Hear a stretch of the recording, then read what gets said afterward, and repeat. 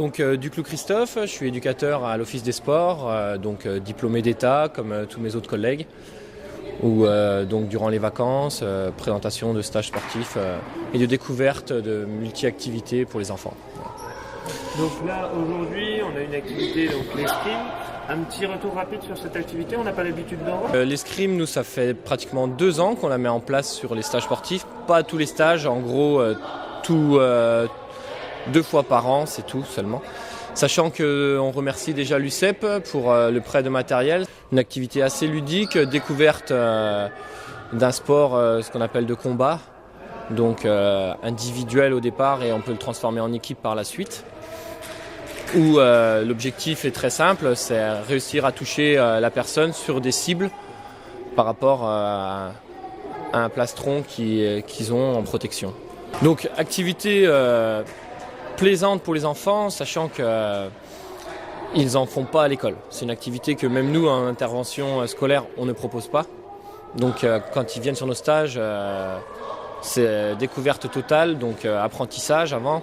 Donc sachant qu'on reste dans l'initiation, nous, on ne va pas chercher à en faire des vrais compétiteurs.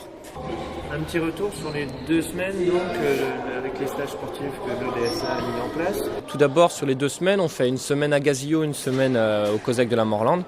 Donc histoire de travailler sur les différents quartiers de la ville. Et nous proposons 2 voire 3 activités par matinée ou par après-midi. Donc sur les 15 jours, on tourne à une vingtaine d'activités différentes, donc ça leur permet d'avoir un gros panel, sachant qu'on essaye à chaque vacances d'intégrer un nouveau sport différent. Donc on en a encore en réserve, donc ça va. Et on intègre un grand jeu.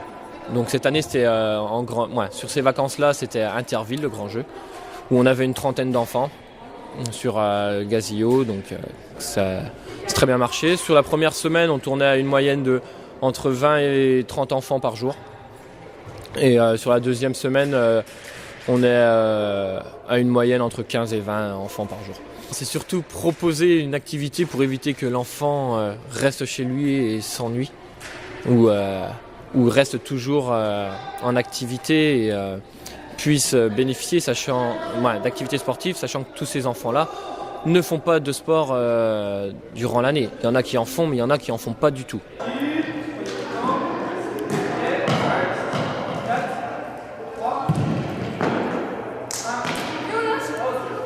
Émile, Jules, Peter. Est-ce que vous pouvez me présenter l'activité que vous avez faite? Alors aujourd'hui, on a fait de l'escrime. Après, on va faire du tech ball.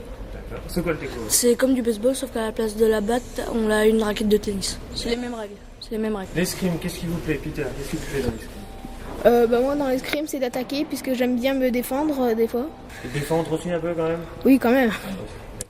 Qu'est-ce qui est intéressant aussi dans l'escrime? C'est le matériel aussi? Non, c'est le matériel et ça nous change un peu de toujours courir, tout ça. D'avoir une épée, un casque et un vêtement. Vous avez fait d'autres activités ou... Oui. Qu'est-ce que vous avez fait d'autre dans la semaine? Dans la semaine, on a fait des grands jeux. On a fait du foot, du tennis, du badminton, du roller hockey.